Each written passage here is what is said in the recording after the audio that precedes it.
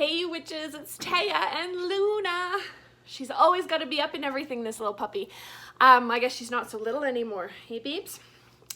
Today we want to talk about Folk Witchcraft, a guide to lore, land, and the familiar spirit for the solitary practitioner by Roger J. Horne. I have a book review for you. But before we get started, I just want to say thank you so much for hanging out in this video. If you are subscribed, it is so appreciated. And if not, please do consider hitting the subscribe button so we can hang out again in another video.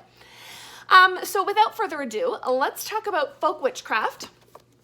Great little book by Roger J. Horne. It was published in 2019 by Moon Over the Mountain Press. And it is, a book about folk witchcraft. So in the book, Roger Horne describes folk witchcraft as having an emphasis on the role of older lore over the customs and traditions founded in the popular witchcraft boom of the 50s and 60s.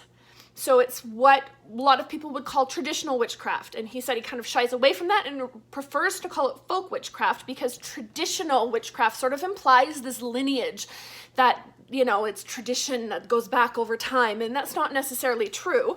It's folk witchcraft. So, and he does make a point of saying that his book is for all witches, not just for folk witches, I guess, or traditional witches, but that there's hopefully something for everybody. So in this book, he talks about the 3 strands of initiation into folk witchcraft, which are lore, land, and the familiar spirit. And indeed, the first 3 chapters are lore, land, and spirit.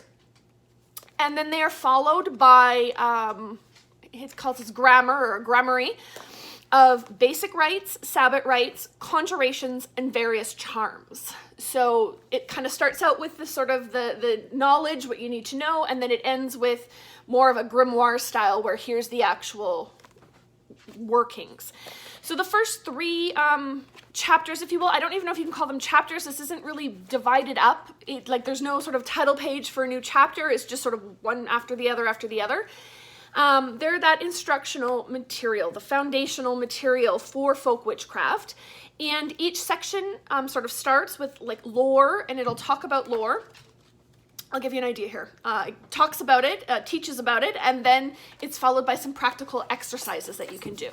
So lore has sections on approaching the lore, magic in folk witchcraft, spirit flight in folk witchcraft, the witch's Sabbath, meetings with spirits, and the old ones. So each one of those is its own section, and each little section is literally, it's a page or 2. This is a very, it's a very succinct sort of book. It's not very academic. It's written very casually. It's like you're having a conversation. And so each one of those little sections is a page or 2. And then it has practice finding your story, practice spirit flight, practice meeting the familiar spirit, and practice ritual construction. So it kind of gives you some basic, some foundational information, and then it actually gets you to practice doing those things, which I think is really, really great. And again, the last 4 are written like grimoire style, where it's like kind of a page to each thing. So I'm not really sure if I would call this a beginner book. Keldon's Crooked Path is probably a better primer for people looking for information on traditional or folk witchcraft. But this book is written, I love the way it's written. I so enjoyed it. It is written like you are sitting having a conversation with a friend over coffee, or you're sitting around the campfire, or you're having a beer, whatever. In that everything is very just short little snippets that are easy to read. So I read this whole book in just a couple of days. It's very readable. It's very accessible, I think is the word I'm looking for. And it's charming. So there are hand-drawn illustrations throughout. Let me just see if I can find you another, little hand-drawn illustrations throughout that just sort of draw your eye in and add a little something extra to the text. And it's a really coherent introduction to folk magic. There is an emphasis on solitary magic, or solitary practitioners, I suppose, which I really appreciate. So in his section on basic rites, he's talking about laying the compass, but it's a right for a single person to lay a compass, and it's simple and it's to the point, and it's definitely it's a practice. His practice is what I've used in my practice. His laying the compass. Ooh, Luna's getting excited here. She's knocking around the camera. I definitely identified with this book. Roger J. Horne, his background is in Scottish cunning craft and Appalachian yarb doctoring. I have no idea what Appalachian yarb doctoring is, but that's right off his website. But the Scottish cutting craft, definitely that is my sort of background. So I definitely connected with this book. And yeah, it's so charming. I have to say, I really enjoyed it. The one thing is you don't get a lot of extra information, especially in the grimoire style at the back. So just as an example, this is on the Witch's Ladder. And I'll just read to you what it says, just so you can kind of get an idea of what I'm talking about. One of the most widely known charms for accomplishing a variety of objectives is the Witch's Ladder. He does not say what those objectives are, just that they're there. This is a length of yarn or twine into which 9 feathers have been knotted. Doesn't talk about why feathers or how you knot them, just that's what you do.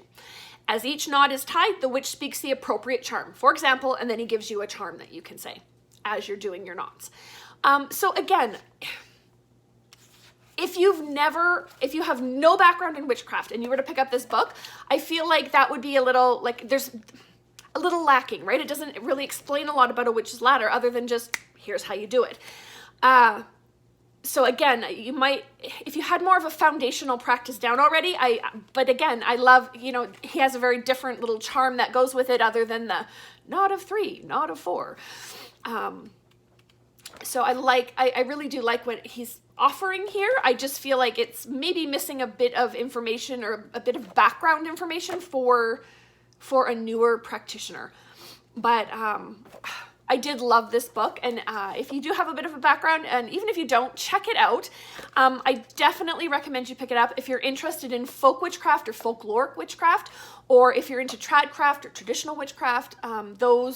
Those paths are your calling. You will want to check out this book. Yeah, I thought it was a really great read. So again, that is Folk Witchcraft, A Guide to Lore, Land, and the Familiar Spirit for the Solitary Practitioner by Roger J. Horne. Came out in 2019. Check it out, my friends. So again, thank you so much for sticking with me. If you haven't yet, please do subscribe. Otherwise, yeah, we'll see you in the next video. Mwah! Thanks so much, guys.